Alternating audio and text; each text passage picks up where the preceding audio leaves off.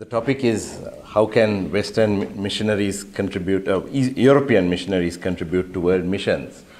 What I'm going to share with you is a hodgepodge of a lot of ideas. It's not really a systematic case for missionaries from the other part of the world. But if we are going to just start at the start, theologically, the body of Christ is one, and we benefit from each other. The body of Christ, of course, doesn't refer only to a local church, which sometimes it does, but the body refers to the whole, the church universal, and therefore we can help each other. The partnership model of Antioch, it was a beautiful model where the daughter church sends money to the mother church, and the mother church sends the gospel to the daughter church. And so that was a good example of this. I just want to very briefly talk about where they can contribute, and then talk about the whole issue of fostering integrity when there is such a different cultural gap between Europe and our part of the world. As we look to see where we can contribute, where a European can contribute, what immediately comes to mind is specialists. The Western world can afford specialists because of its resources. And our contribution, in our part of the world, maybe our contribution to the world church is integration, because we can't be specialists. We have to be generalists, and that enables us to integrate. We are forced to integrate more than perhaps the specialist. But the generalist feeds on the specialist. And the West can provide specialists to us because the West can afford to give people for higher studies, for research and things like that. So that's what immediately comes to mind, but I don't want to spend too much time on that. I think foreign missionaries who are not specialists, in the traditional sense, can also meet vital needs in our part of the world. I'm taking some examples. In Sri Lanka, we have an old church. The Dutch came to Sri Lanka about 400 years ago, and they established the Reformed Church in Sri Lanka, and so we've had a Protestant church for about 400 years. It could become quite slow and things like that. And then came these Koreans, who came, especially to my church, the Methodist Church. They came, and we thought they were breaking a lot of the rules of committee and all of that. But they came with a real passion to evangelize.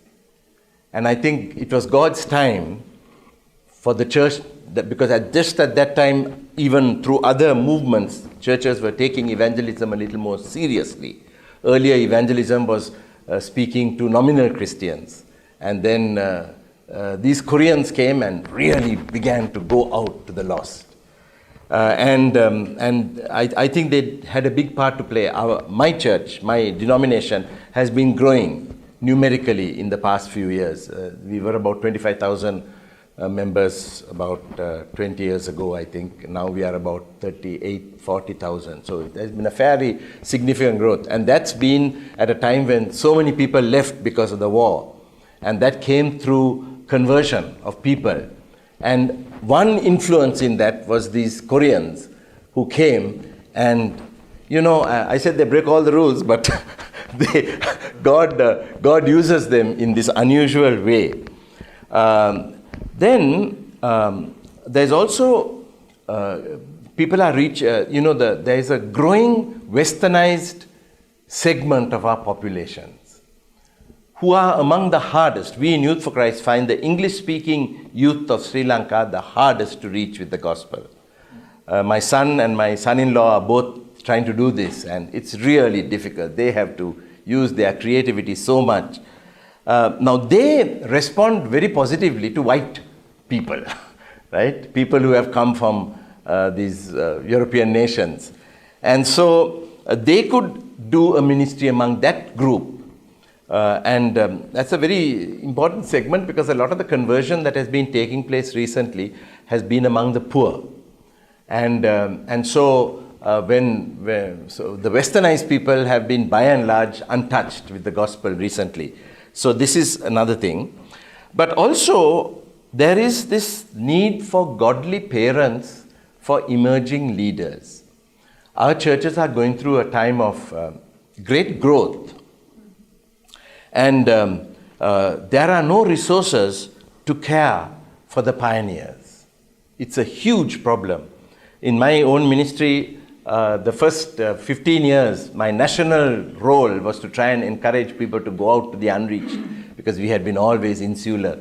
And that was the push. And then I remember one pastor telling me, you asked us to go, but now that we are gone, no one is caring for us, And especially after I stepped down, I have reduced my foreign travel and all of that because I realized, my goodness, these people need care. And we need to develop care. And so these people don't have to be great specialists. What they need is godly parents. And that missionaries can do. I know that there are missionaries in Sri Lanka, especially with the fastest growing denomination in our country, which is the Assembly of God. There are foreigners who are helping out very significantly with pastoral situations in the church.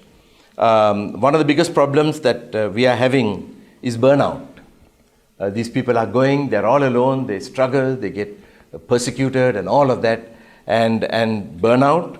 A lot of them fall into financial woes. There is a strong emphasis on faith, and they go out in faith believing that God will provide, but they have not been wise. And after a few years, they are in huge financial difficulty. I would call it faith without method, and consequently big problems. Some of them get trapped into sin, financial sin, sexual sin, or the sin of, authoritarianism, because they are alone, they are the only ones who are doing it, and so they can get trapped into sin. And loneliness is a huge problem. Sadly, I don't know from where we got this, but competition is still very much strong among the growing churches. So pastors find it difficult to be friendly with each other in a real good sense. So this is another thing. So godly parents for emerging leaders is something that can help. And then there are certain strengths in the West which are our weaknesses. The whole understanding of integrity. What is integrity? Management. I will later on talk about how the two structures are clashing. But here, the Westerners can really help us with that, with helping develop people of integrity. And then, of course, there are the tent makers. I think there is an important place, so long as we got into a bit of a trouble recently because some people came as business people and didn't do any business at all. They were doing only evangelism, and then that came in the papers and it was a big problem. So I think we have to really work on honesty in this. So this is why I say we must work by the rules. So these are key needs. There is a place for specialists. There's a place for generalists. Non-specialists. But I would say that the ministry that is truly penetrative is incarnational ministry. And for that, you need long-term. I think there is a great value. There is a great value in short-term missions. There is no doubt about that. But there is the need for people to come, stay long-term, and you can be most effective that way. I grew up in a very westernized home, a church home. Western classical music was my next to Bible teaching, that was my biggest interest. And God asked me to go and work with poor young people, who work in the Sinhala language. I think he has a sense of humor. Now, I've done that now full time for about 35 years. After a few years, I decided to move in that direction. And I am still blundering. I am still struggling. I make so many mistakes because it's a different culture.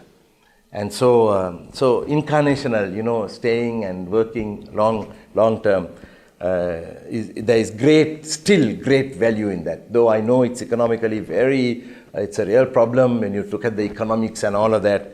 But I think we have to take the economics seriously, but money never ruled the church.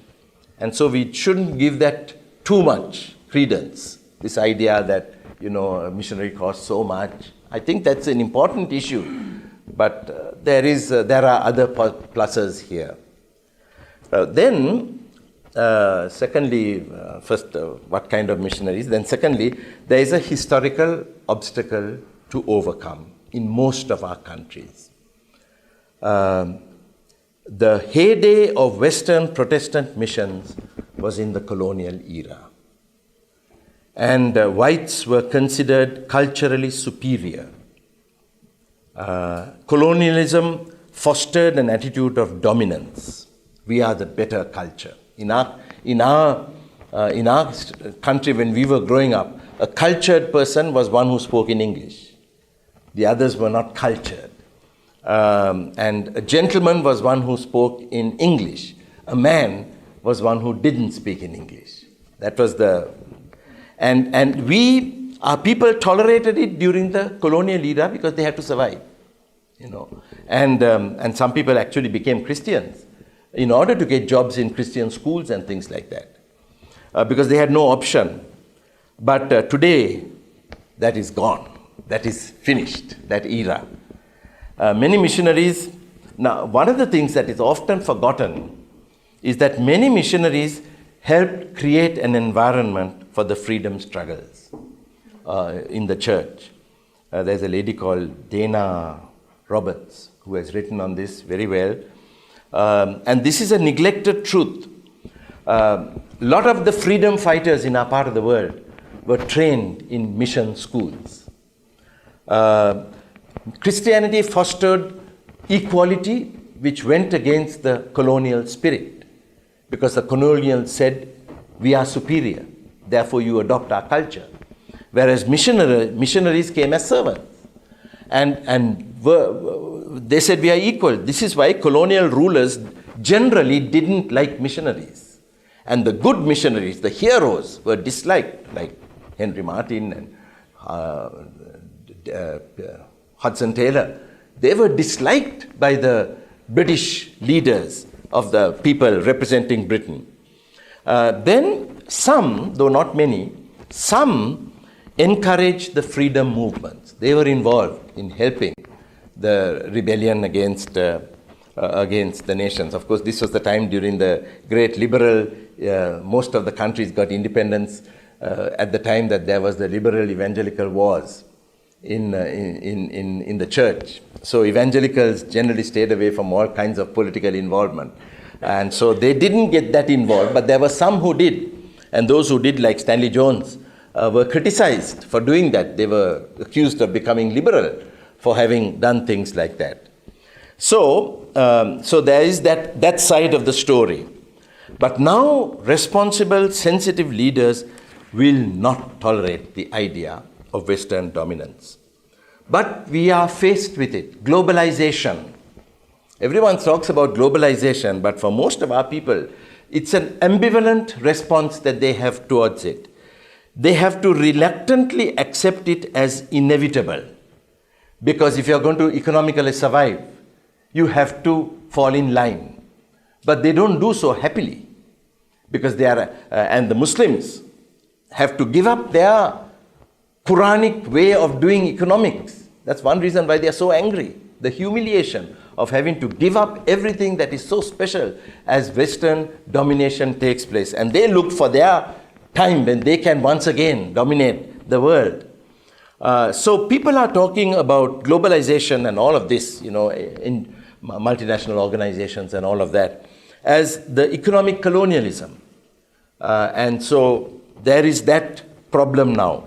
And of course, Christianity also is associated with colonialism. They say once they came with the Bible in one hand and the sword in the other, now they come with the Bible in one hand and dollars in the other to win our people to their religion. So that's another thing. Then, generally speaking, Westerners have so much more wealth than those in the other, than in our part of the world.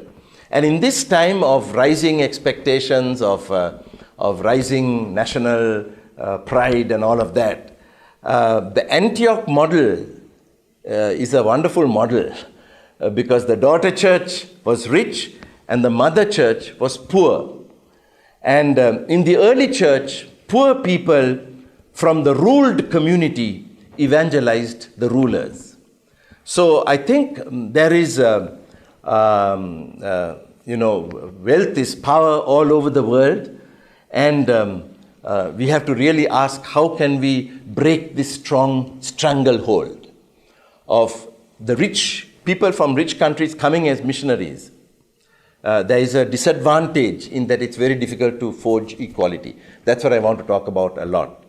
And I think missionaries from the poorer European nations, this may be one of the ways out when the missionaries don't have so much wealth when they come. This may be one way to overcome this obstacle. But how can,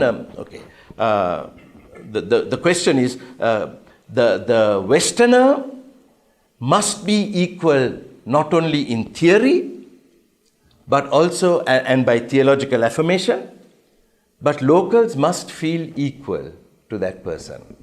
How can that happen? I would say the key is an attitude of servanthood. I was influenced by a Methodist missionary from Ireland, huge influence on my life. And the Sri Lankan church, the evangelical movement, was influenced a great deal by an American missionary with the team mission who started Back to the Bible broadcast in Sri Lanka. He was responsible for starting many other organizations in Sri Lanka. Both these people didn't speak our language. They ministered only in English. But still they had a huge impact. And I would say the reason was that they both had a servant spirit. They both were willing to be with our people and didn't come out as rich, powerful people. Of course, the Irish, for some reason, the Irish have a lot of affinity to our people culturally. I don't know why that is. And they always do well in Sri Lanka. It's not easy. Because many of the people in Sri Lanka and in many countries, the church is growing amongst the poor. So for the poor to feel equal is very difficult. So how can we pursue this partnership model? And so this is the big battle. I thought I will share something from our own pilgrimage. And that because we were like missionaries when we started working with the poor. We were from affluent backgrounds, speaking in English. I just thought I'll share with you something of what we went through that may help even missionaries in their attempt to identify. In our first few years, Youth for Christ, like many other countries, worked primarily with nominal Christians. And at that time, the church was a very English church, the Protestant church, no longer. But at that time, it was an English church. And then, once the youth fellowships began, we realized we don't have a ministry in the church anymore. Let's go out. Let's go out and send people to the church, but not use people. Not minister among those people, because now there are youth fellowships. We don't need it. So we completely realigned our ministry. But it was a huge shift for us. We are from Western backgrounds. Our music is Western. We had to learn music all over again. Very difficult. I found it very difficult because I was trained in the bel canto style of singing. Like that. And then suddenly we have to completely change the style. That doesn't work with our people. And so we had to learn music. We had to learn drama, because drama is very important in our people. And we had to learn afresh how to do drama. We had to study the religions. Actually, we went through a document that was very helpful to us, that came out just at the right time, called The Gospel and Culture. It was a Lausanne occasional paper. I took our staff through that, paragraph by paragraph, and asked, how can we study, how can we do this? So we had to relearn how to proclaim the gospel. We had to start with God. We had to talk about the problem of suffering in a Buddhist country. And people began to come. So people came to Christ. As I said in the morning, at first the response was anger. These people had been liberated in Christ, and they realized we were kept down. Earlier they said we can't help it, we have to accept it. Now they are equal, and when they are equal, they are angry. And we had to really work on saying, this is okay. Let them express their anger. Because the humble one may not be the one who's going to be a leader. The one who's angry may be the one who's going to be the leader. And it was a very painful process for us. There were a lot of other painful processes, especially when I started speaking in my language. I used to make a lot of mistakes, and people used to laugh, and it was very painful for us. But the whole idea of koinonia, another thing, I've studied Book of Acts a lot. And one of the things that influenced me a lot was Acts 2 and 4. And koinonia, what is koinonia? There's a very good book called Faith and Wealth by a historian, Justo Gonzalez, I think is his name. He shows that koinonia originally was used for business partnerships. It was a financial thing. And if you look at the way koinonia is used in Acts 2 and 4, it was also sharing not only of fellowship in our sense, but sharing of possessions. So the koinonia went to the money, to their money also. So that made us ask ourselves as we were going through, how are we going to create an organization where the rich and the poor are equal? So this was a big, we went through, it was a long process, and we have developed some principles, and I must tell you, we don't practice them 100%. There are some who revolt against the idea, but it's an ideal that we have been working towards. The first thing is that in our salary scales, we decided, following an example given by OMF, or the China Inland Mission, that salaries will be according to needs and not primarily according to position. So that if you have 3 children, and based on the age of the children, when the children get older, they have to go for tutorial classes and things like that. So there are more. The salary gets more. It's a very difficult thing to administer. And people say, now he's getting this, why am I not getting this? It's very difficult.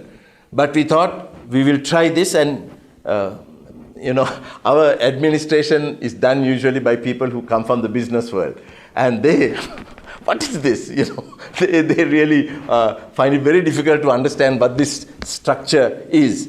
Then we decided, we tried to. Now let me say that when missionaries come, we have had missionaries at times. We don't expect them to come within the same scale as us, because they have expenses that are different. Their children's schooling is much more than our children's schooling. So things like that. So it has to be, it can't be legalistically followed. Love is at the heart of everything. Then openness about personal wealth. Now this is something that not everyone is open, but we try to be open with somebody about our personal wealth. My father was he was okay, doing okay financially. So he built me a house before I got married. And it's a nice house. And so now I had to ask myself, now what am I going to do? Am I going to sell this house? And then we felt the Lord was saying, keep your house open so that people can come and stay. And troubled children can come and find rest in our home. Then we decided to have an open salary book so that you can look at the salaries that others get. Again, very complicated, because some people say, he's getting so much, how come, so-and-so is not getting? But we felt that was the price of trying to foster this sense of openness and equality. Then sharing with each other and accountability, spiritual accountability, strong emphasis on accountability within the whatever group that you belong to. Again, using John Wesley's idea of the band, of an accountable group. Then with time, we had to realize that we encourage dissent. In other words, if people are angry, they must be given an opportunity to talk.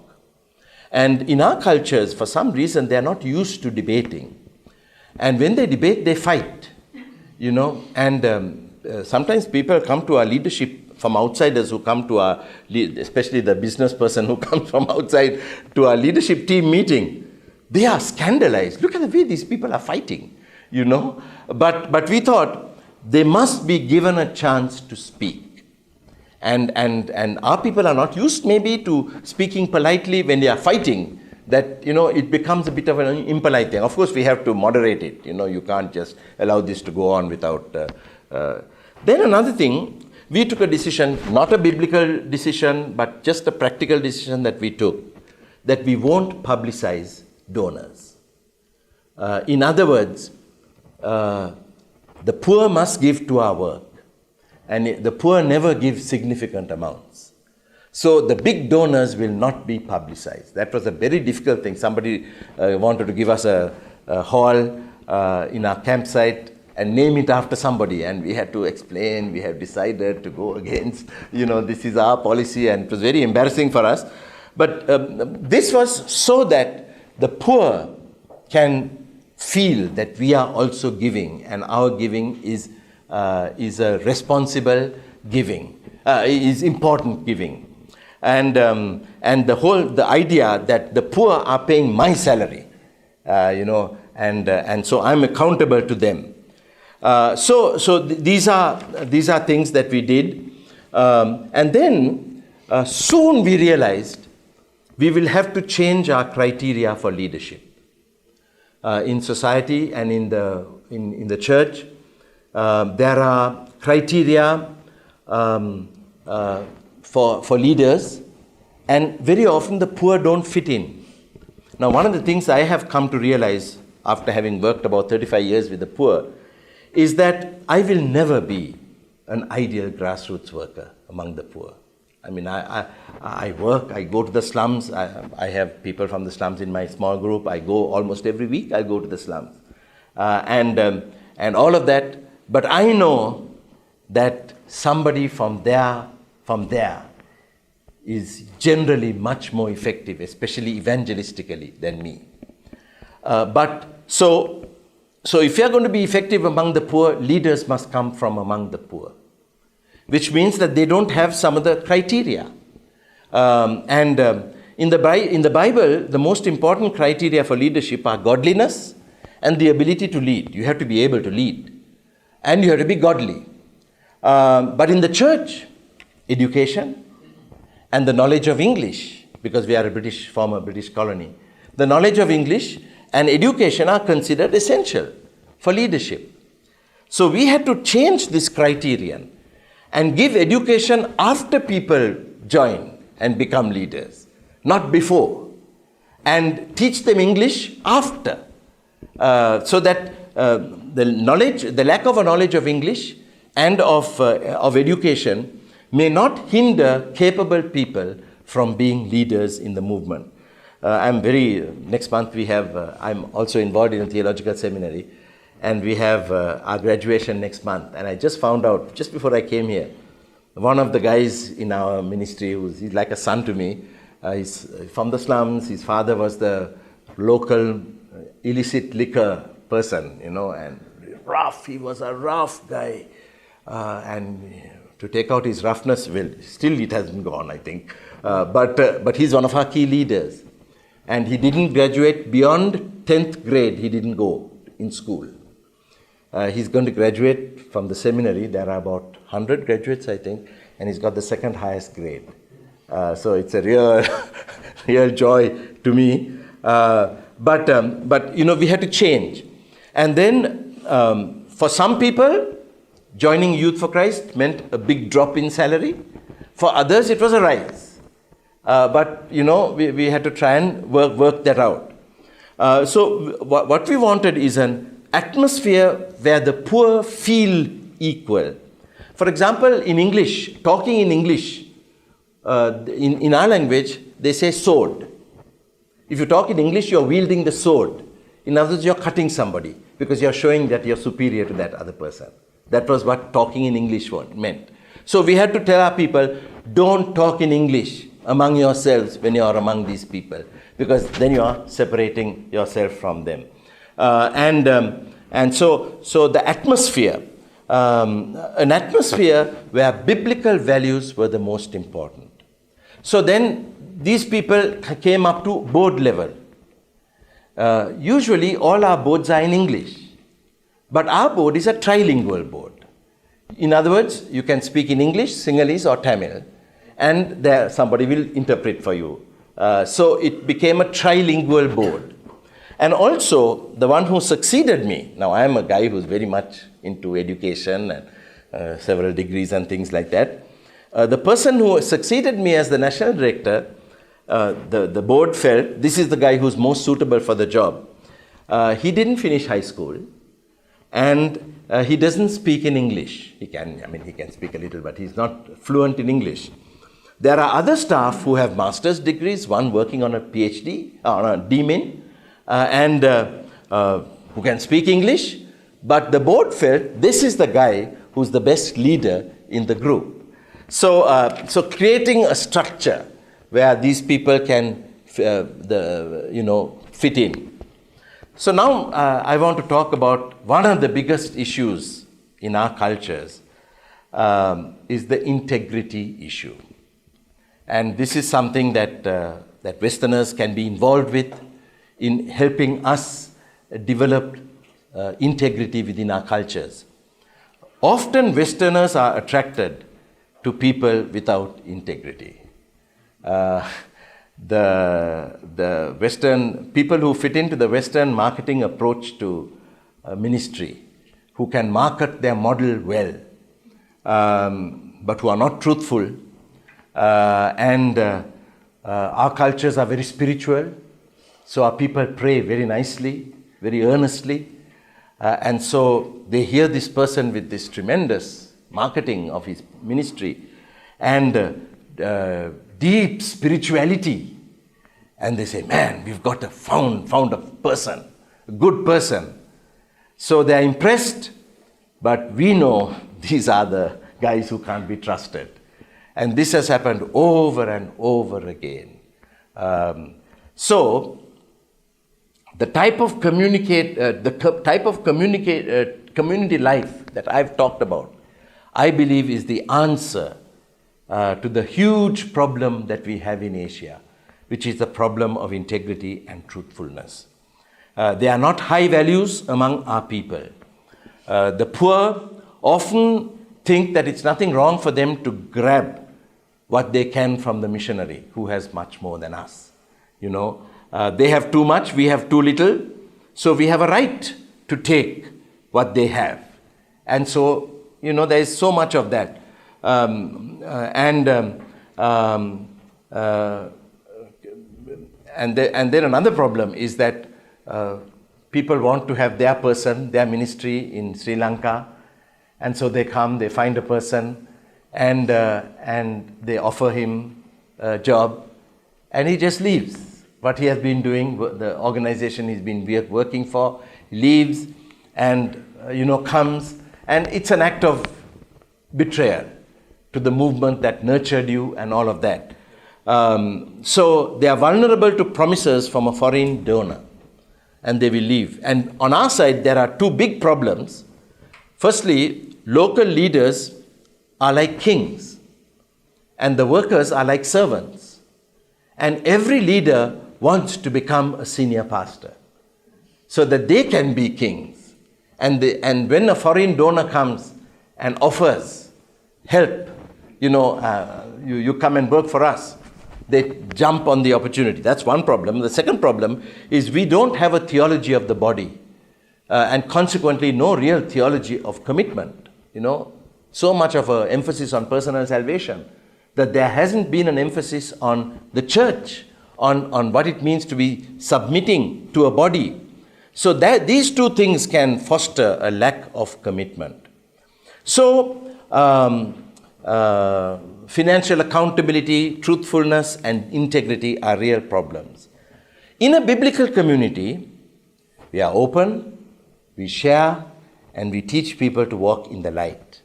Then integrity becomes a shared community value. And in a shame and honor, you know what I mean by shame and honor culture, where right and wrong are determined more by whether it brings honor or shame to you and your people, rather than whether it conforms to a rule. In a shame and honor culture, shared community values is the way to bring about change. Written rules and letters, they help. You write a letter saying you need to do this, do this, do this. They can help. But very often there is no change in behavior until it becomes a shared value of the community to which you belong. For example, I always, in our church, I always talk about, and in Youth for Christ, talk about lying. Christians don't lie. And, what is the biggest, I'll ask a question and the members of the congregation will say lying, because they know that's that's coming from me. And I know those same people lie. They just lie so blatantly. But if we can develop a community where it is shameful to lie, then they are going to violate community solidarity and make it so much harder to lie. Those not used to being truthful are going to gradually change, or they're going to leave. The thoroughgoing attempt to practice community will include confrontation, discipline, with minimum shame. I think we have to learn how to discipline with minimum shame. For example, Paul, talking to Timothy, says when you are going to, when you are advising older people, it's a passage of rebuke and things like that in 1 Timothy 5. Do so as if you were doing it to your father. Now that's a shame and honor approach to confrontation. You respect age because that's a cultural feature. But you have to do that. Letters without verbal conversation is another huge problem. When a person is sent a letter, you have done this, immediately they become hostile. Because we are not used to written ways of commitment. It's a relational commitment, a verbal ways of commitment.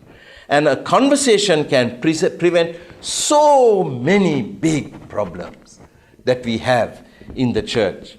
Because the approach to work is relational and not contractual. So spiritual parenthood and discipling, where leaders become fathers or mothers and exercise spiritual care over their people, I think that is the way if we are going to produce people of integrity. Contracts don't. We know of people who live in Australia who get money for a ministry in Sri Lanka with orphans from Sweden, and there is no ministry, but the money comes to Sri Lanka and is funneled back to Australia. They have migrated, but they have signed the contract. And so contracts are not so important to our people. The rule book is not so important. You can easily deceive people. But when there is community, when there is parenthood taking place, it's much more difficult to deceive. This is why I don't like, sometimes we are forced to do this, but I prefer not to have this model where you have a supervisor for your work and a pastoral worker for your personal life. Because then you separate work from personal life. So you can be a person without integrity and fool your supervisor because he's not going to ask you about your life.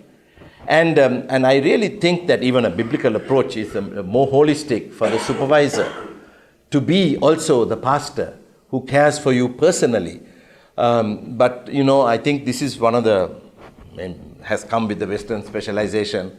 But people without integrity can remain in a structure like that because they can separate ethics at work from their spiritual life, which is often what happens. Now let me say that once we began to get bigger, we had to develop systems and checks using Western management methodology. And we had a lot of resistance when we started doing that. Don't you trust us? We are giving our own money, and you're asking us for all these checks and balances.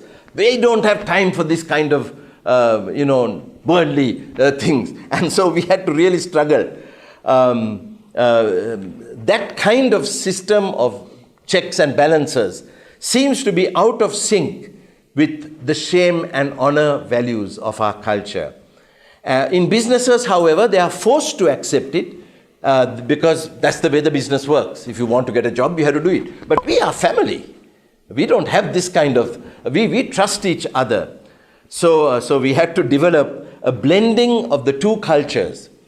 Biblical solidarity with family-like community life with business world management required by the law and required by our auditors. One help, we found that generally poor people hate rules. I mentioned this, I think, yesterday, because for them rules reminds them of their poverty. The rich don't have to follow rules. They don't have, when you're going by car, if it's a big car that is breaking the speed limit, you can go. If it's a small car, you're caught. The buses are caught. Bus drivers have to have money along with their license when they give it to the policeman. And so they hate rules because rules remind them of their weakness. The strong are exempt. Rules are slapped on the weak. And that is why when I'm in a meeting, I've gone to speak at a camp, for example, and I join the queue for the lunch. Everybody is so uneasy. Why is he in the queue? Send him to the front. Because the leader shouldn't be in the queue. Queues are not for leaders. They can break the queue. It's a completely different approach to the Western approach. I remember reading about a Massachusetts governor who was running for re-election, and he after a heavy day's work, he had gone to a church for lunch, and the lady who was serving, he was hungry. He said she gave him a piece of chicken, and the governor said, "Can I have another piece, please?" He said, No, you can't have another piece. It's only one per person. And then the governor said, "Do you know who I am? I am the governor." And she said, "Do you know who I am? I'm the lady serving the cake, the chicken." Now that would be unheard of in our part of the world. But I think we have to demonstrate the beauty of rules in our teaching and our living. We have to demonstrate that submission to rules is a happy thing, something that makes this world a happy place, a beautiful place. So no special privileges for leaders, no special tables at camps for leaders, no breaking queues. We are a group of friends. And respect is fostered in a group like that through godliness and primarily not through rules. It's a big problem when you get to, people say, don't get too familiar with the poor, they're going to exploit you, and they lose their respect for you. This is something that we are constantly told. I think the answer to that is not keeping a distance, but living a godly life. If we are godly, they will respect us for that. So in countries which followed the colonial missionary pattern amongst the poor, there was that the missionary was the rich benefactor who always gave, and he was a good man, but he was separate from the people. In those countries, there are huge integrity problems in the church, huge problems. And everybody wants to know, what can I grab? And it's a real problem. I've gone to one of those countries for Youth for Christ work. And it was, I just didn't know how to work with these, with the people. Because there had been this fostering of a grabbing culture from the people who have, and no real ownership in the other sense. A culture of walking in the light and sharing, therefore, is still the best answer to the integrity problems. This is very time consuming. It takes a lot of time to forge this kind of community. This is why if foreigners want to go and start a ministry somewhere, they have to stay a long time. Just not 1 day, 2 days, and then go back. No rushed visits. There has to be a relationship forged of brothers, sisters, father, mother, son, daughter. That has to be forged. And it takes a lot of time. In our culture, you visit homes. That's an important part of ministry. And for birthdays, for sicknesses, just as part of your job. That kind of relationship. And meetings where not only business is discussed, but also holy conversation, where you're just chatting about the things of God. What we are doing is, we are essentially developing a relational culture, organizational culture, where Christianity is done relationally.